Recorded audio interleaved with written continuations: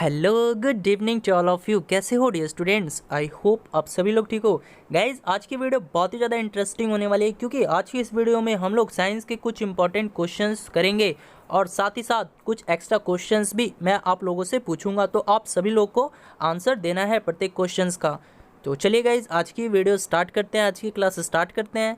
Class start करने से पहले यदि आप लोगों ने हमारे इस टेलीग्राम ग्रुप को ज्वाइन नहीं किया है तो आप लोग हमारे टेलीग्राम ग्रुप को ज्वाइन कर लें। टेलीग्राम ग्रुप में आपको फ़ायदा ये होगा कि आपको वहाँ जितने भी इम्पॉर्टेंट पीडीएफ हैं वो आपको वहाँ मिल जाएंगे, ठीक है। तो टेलीग्राम ग्रुप ज्वाइन करने के लिए आप लोग को स्टडी विथ रितेश टेलीग्राम पे सर्च करना है, उसके बाद आपको स्टडी विथ रितेश को ज्वाइन कर लेना है, ठीक है गाइस। तो चलिए आज की क्लास को स्टार्ट करते हैं।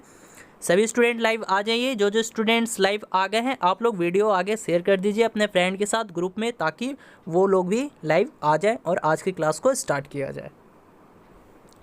जल्दी से शेयर कर दीजिए प्यारे बच्चों।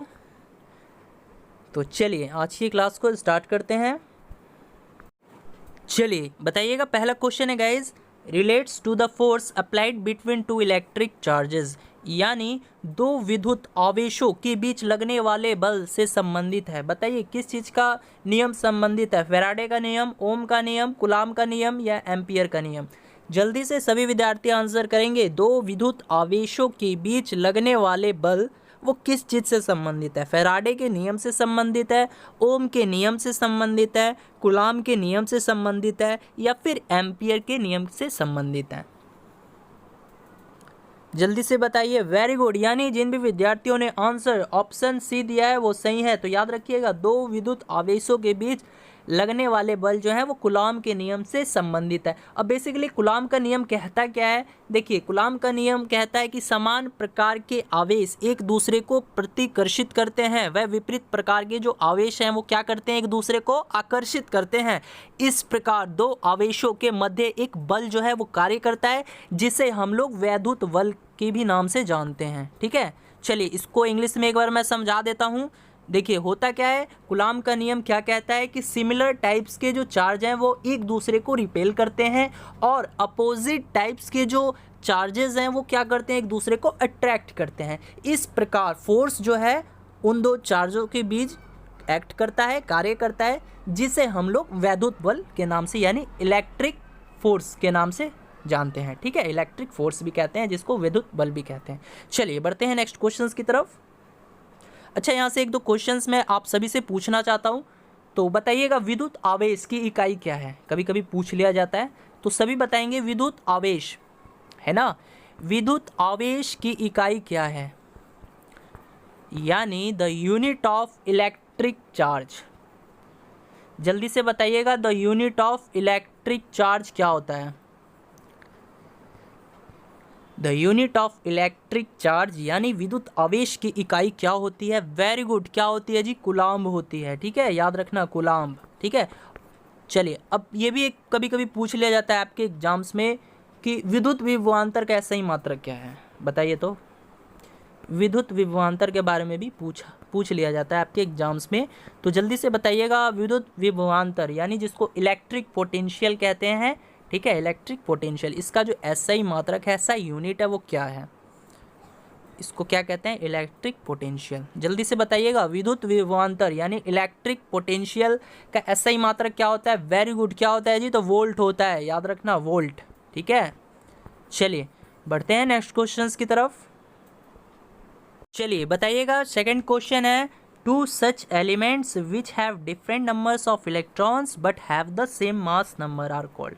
यानी ऐसे दो तत्व जिसमें इलेक्ट्रॉनों की संख्या भिन्न भिन्न है लेकिन जिनकी द्रव्यमान संख्या समान हो, उसको कहते हैं। बताइए क्या कहते हैं? समावयवी, समन्यूट्रॉनिक, समस्थानिक या समभारिक? जल्दी से सभी स्टूडेंट बताएंगे।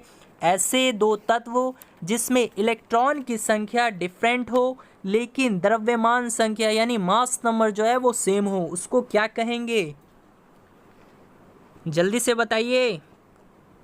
मैं जानता हूँ बहुत से स्टूडेंट इस क्वेश्चंस को गलत करने वाले हैं क्योंकि ये क्वेश्चन ही है कंफ्यूज कर देने वाला, ठीक है, इसलिए मैंने इस इस वीडियो में इस क्वेश्चंस को रखा है। ये बहुत ही ज़्यादा वीवीआई है, आप लोग इस क्वेश्चंस पे स्टार लगा लीजिएगा। ऐसे क्वेश्चन जो है आपको एग्जाम्स में इजीली देखने को मिल जाएंगे, ठीक है। बट आज की इस वीडियो में मैं आपकी कन्फ्यूज़न को दूर कर दूंगा, ठीक है। चलिए, वेरी गुड। देखिए, जिन भी स्टूडेंट ने आंसर ऑप्शन डी दिया है वही सही है, ठीक है।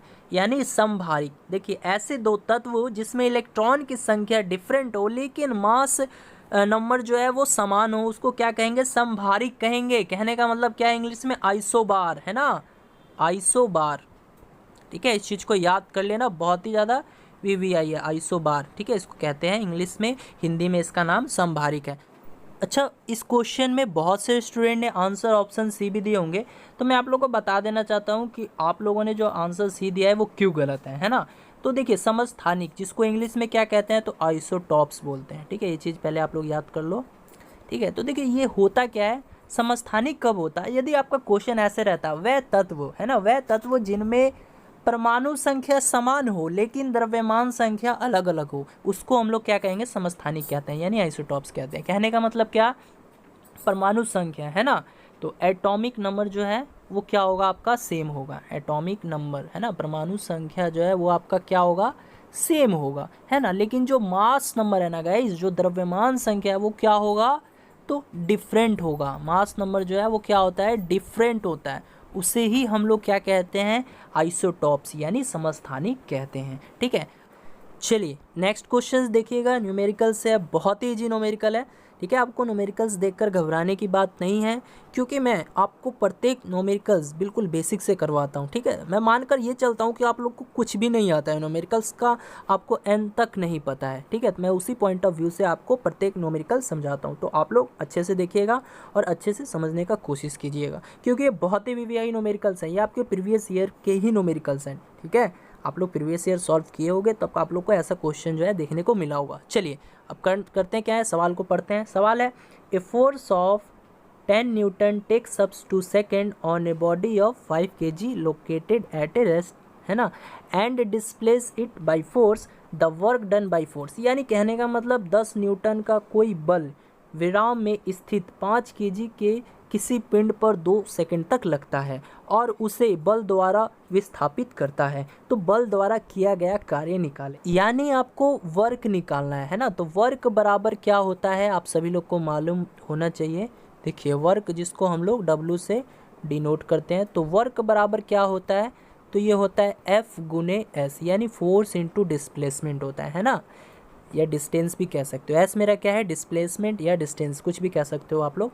तो देखिए, आपको एफ जो है ना गाइस दिया हुआ है, कितना दिया हुआ है? 10 न्यूटन, यानी बल जो है वो आपको दिया हुआ है 10 न्यूटन। आपको निकालना क्या है? एस निकालना है। तो एस अब कैसे निकालोगे आप लोग? एस कैसे निकालोगे? तो एस आप लोग मतलब इस तरह से निकाल सकते हो। कैसे? तो आप लोग गति का जो दूसरा फॉर्मूला होता है ना, गति का जो दूसरा समीकरण होता है वो क्या कहता है? तो एस बराबर क्या कहता है? एस बराबर यू टी, है ना। क्या हो गया? चल क्यों नहीं रहा ये? वेट, देखिए, आपको निकालना क्या है? एस निकालना है ना। तो एस बराबर क्या होता है? U T plus half A T square, ठीक है, निकालना है ना। देखिए, ओवरऑल आपको क्वेश्चन में क्या कहा गया है? बल द्वारा किया गया कार्य, यानी W बराबर F गुने S। तो आपको तो W निकालना है ना, कार्य निकालना है। फाइनली आपको क्वेश्चन में कार्य बोला गया है कि बल द्वारा किया गया कार्य क्या होगा, तो वर्क बराबर क्या होता है? Force into displacement. तो आपको तो फोर्स दे रखा है ना गाइस, देखिए 10 न्यूटन दे रखा है, लेकिन मेरा जो डिस्प्लेसमेंट है एस वो नहीं दे रखा है। तो एस कैसे निकालेंगे? तो हम लोग गति का दूसरा फॉर्मूला लगा लेंगे, ठीक है। तो यहाँ से जब आप एस निकालने जाओगे तो आपको ए भी तो नहीं दे रखा है ना इस क्वेश्चन में, ए नहीं दे रखा है। तो ए निकालने के लिए अब आप लोग क्या करोगे? तो आप लोग एफ बराबर एम इंटू ए कर दोगे। होता है ना, फोर्स बराबर मास इंटू एक्सेलरेशन होता है। तो फोर्स कितना दे रखा है? 10 न्यूटन दे रखा है। मास कितना दे रखा है आपका? तो देखिए, मास जो है 5 kg दे रखा है, ठीक है। तो यहाँ से ए आपका निकल जाएगा। तो ए कितना निकला है? ए 2 निकल गया। अब ए 2 निकल गया, तो अब आप लोग यही ए का वैल्यू गति का जो दूसरा नियम है उसमें रख दो। उसमें रख दोगे तो आपको एस निकल जाएगा। जब एस निकल जाएगा तब तो भाई अब इजली से वर्क भी निकल जाएगा। तो वर्क बराबर क्या होता है? Force into displacement. नहीं निकल जाएगा? बताइए निकलेगा कि नहीं? मैं ए यहाँ निकाल दिया हूँ, चलिए अब हम लोग ए का वैल्यू यानी एक्सेलरेशन जो हम लोगों ने निकाला है उसका वैल्यू हम लोग गति के दूसरे समीकरण में रखते हैं। गति का दूसरा समीकरण क्या मैं बताया था, एस बराबर U T plus half A T square बताया था ना। चलिए अब देखिए तो एस नहीं निकल जाएगा, यू मेरा क्या है, इनिशियल वेलोसिटी है, तो इनिशियल वेलोसिटी तो हमेशा जीरो होगा। मैं आपको शुरू से भी बता चुका हूँ, इस पर एक सेपरेट वीडियो भी बनाया था मैं, गति के जो 3 समीकरण होते हैं उस पर मैं आपको वीडियो ही बना के दिया हूँ। तो ऐसे आप पता कर सकते हो कि u मेरा क्या हो जाएगा, इस क्वेश्चन के अकॉर्डिंग जीरो हो जाएगा। तो u मेरा जीरो होगा तो t कितना भी दिया होगा भाई, अब गुना करेंगे जीरो में t से, कितना भी दिया होगा t तो वो तो जीरो ही होगा ना, और प्लस हाफ हो जाएगा। a मेरा कितना है, a हमको 2 है, ठीक है, और t मेरा कितना है जी, t 2 सेकेंड दिया हुआ है, तो ये 2 का स्क्वायर 4 हो जाएगा, है ना। ये देखिए टी स्क्वायर है ना, तो टी जब 2 है, 2 दिया हुआ है तो 2 का स्क्वायर करेंगे तो 4 हो जाएगा। अब देखिए 2 से 2 कैंसिल हो गया, तो यहाँ पर s बराबर क्या निकल कर आ गया, 4 निकल के आ गया ना। आपका s जो है कितना निकल के आया, 4 निकल के आया। तो अब क्या कीजिएगा, s जो है आपका 4 मीटर आ गया, और F जो है आपका कितना 10 न्यूटन दे रखा है ना, F जो है 10 न्यूटन दे रखा है। आपको निकालना क्या था, बल द्वारा किया गया कार्य कितना होगा, यानी W बराबर तो निकालना था, तो F गुने S होता है, फोर्स इंटू डिस्प्लेसमेंट होता है। फोर्स कितना है 10 न्यूटन है, और S कितना है 4 है, तो कितना आ गया वर्क 40 आ गया ना, 40 जूल वर्क, यानी कार्य बराबर क्या होगा 40 जूल होगा हमारा। तो ऑप्शन ए जो है वही सही हो जाएगा।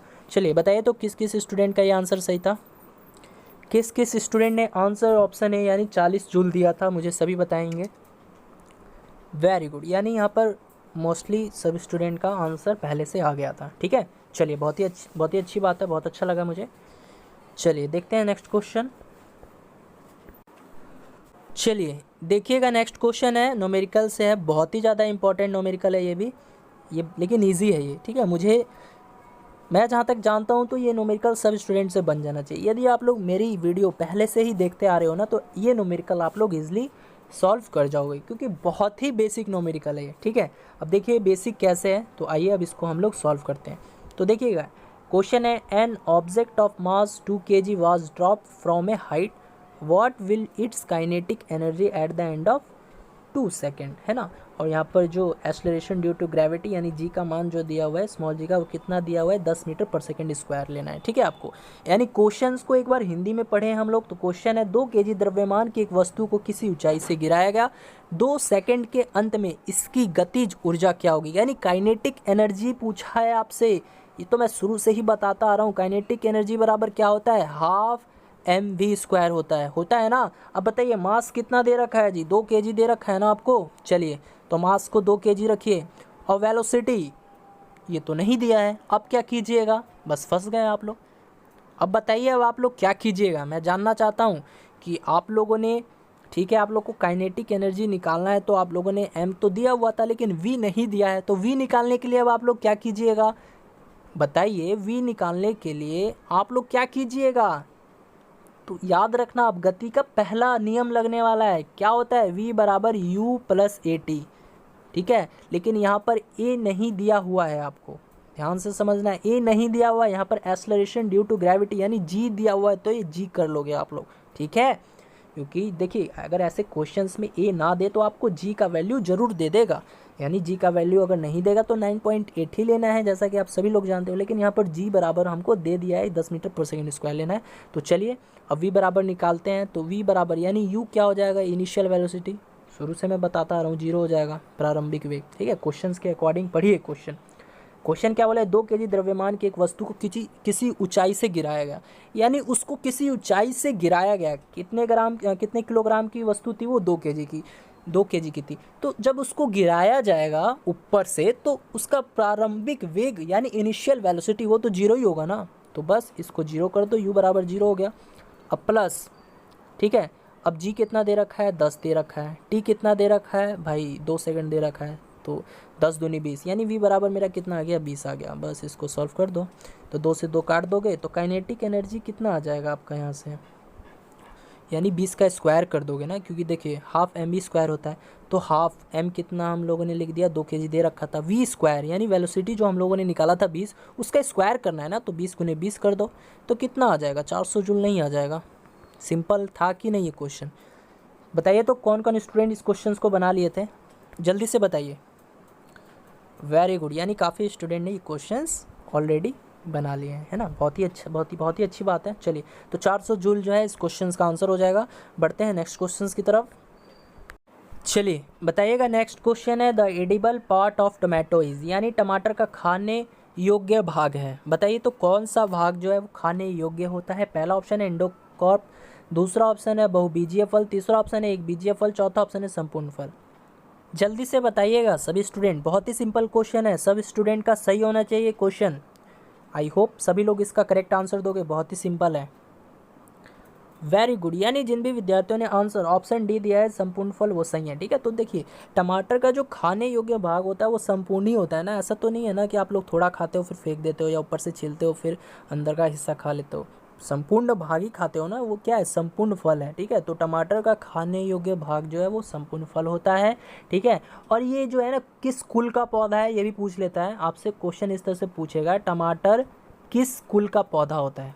ठीक है, बताओ तो टमाटर किस कुल का पौधा होता है। तो याद रखना किस कुल का पौधा होता है, तो सालनेसी, सालेनेसी, सालेनेसी कुल का ये पौधा होता है। ठीक है, सालेनेसी। ठीक है, फिर से मैं लिख देता हूँ सालेनेसी। आज पेन भी नहीं चल रहा है, पेन थोड़ा ख़राब हो गया है। सालेनेसी। ठीक है, चलिए एक क्वेश्चन ये भी पूछ लेता है आपके एग्जाम्स में, क्या पूछता है कि टमाटर का रंग लाल क्यों होता है। बहुत ही इंपॉर्टेंट क्वेश्चन है और आई होप मैं बहुत ही बार बता चुका हूँ, आप लोग को याद भी होगा। ठीक है, तो जल्दी से बता दीजिए एक बार, टमाटर का रंग लाल क्यों होता है। बताइए टमाटर का रंग लाल क्यों होता है। बचपन से ही आप लोग पढ़ते आ रहे हो, 8-9 से, ये तो रट चुका होगा ना ये क्वेश्चन आप लोगों ने, है ना। ऐसे क्वेश्चन तो आप लोग रट लिए होंगे। तो वेरी गुड, किसके कारण होता है, तो लाइकोपीन, है ना, लाइकोपीन। ठीक है, चलिए जिनको नहीं पता था वो याद कर लेंगे। अच्छा, कुछ ऐसे फल हैं जिनका पूछ लेता है इनका खाने योग्य भाग है, जैसे कभी कभी पूछ लेता है आपसे नारियल। ठीक है, तो क्या आप लोग बता सकते हैं कि नारियल का खाने योग्य भाग कौन सा होता है। देखिए बहुत ही इंपॉर्टेंट क्वेश्चन ये है। ठीक है, बहुत ही ज़्यादा इंपॉर्टेंट क्वेश्चन है, पूछ लिया जाता है कि नारियल, टमाटर, लीची, है ना, ये सब पूछ लेता है। तो बताओ तो नारियल का खाने योग्य भाग है कौन सा भाग होता है जी। नारियल का खाने योग्य भाग होता है कौन सा होता है। चलिए ऑप्शन देता हूँ। पहला ऑप्शन में दे दिया भ्रूणपोष, ठीक है, और दूसरा मैं ऑप्शन देता हूँ आपको एरिल। ठीक है, चलिए बताइए तो नारियल का खाने योग्य भाग कौन सा होता है। पहला मैं ऑप्शन दे दिया भ्रूणपोष और दूसरा ऑप्शन एरिल दे दिया। वेरी गुड, यानी जिन भी विद्यार्थियों ने भ्रूणपोष, है ना, भ्रूणपोष कहा है वो सही है। तो देखिए भ्रूणपोष को इंग्लिश में क्या कहते हैं, इंडोस्पर्म बोलते हैं। ठीक है, आप लोग इसको याद कर लेना, इंडोस्पर्म्स बोलते हैं, इंडोस्पर्म्स। ठीक है, और एरिल, देखिए अब ये एरिल है ना, ये किसके खाने योग्य भाग होता है, तो ये लीची के खाने का भाग होता है। ठीक है, लीची का खाने योग्य भाग कौन सा होता है, क्वेश्चन पूछे तो क्या आंसर दोगे, एरिल। ठीक है, याद रखना। और भ्रूणपोष इसका बोलेगा तो आप लोग नारियल आंसर देना। ठीक है, यानी नारियल का खाने योग्य भाग पूछे तो भ्रूणपोष यानी इंडोस्पर्म बोलते हैं इसको। और अगर पूछे आपसे लीची का खाने योग्य भाग कौन सा होता है, तब क्या बोलेगा, एरिल। ठीक है गाइज, तो गाइज़ आज की इस वीडियो में इतना ही, मिलते हैं नेक्स्ट वीडियो में। जैसा कि आप सभी लोग जानते हो गाइज़ कि कल मेरे घर पूजा था तो काफ़ी लोग भी आए हुए थे। ठीक है, तो काफ़ी ज़्यादा थकावट भी हो गया था मुझे। ठीक है, बट अभी मैं सही फील कर रहा हूँ, बट अभी मैं पढ़ाने के मूड में नहीं हूँ। ठीक है, मैं कल जो है, कल से आपका रेगुलर क्लास होगा और टेस्ट भी जो है आपका एक दिन गैप करके होगा। ठीक है, तो आज की इस वीडियो में इतना ही, मिलते हैं नेक्स्ट वीडियो में। Bye bye, good night.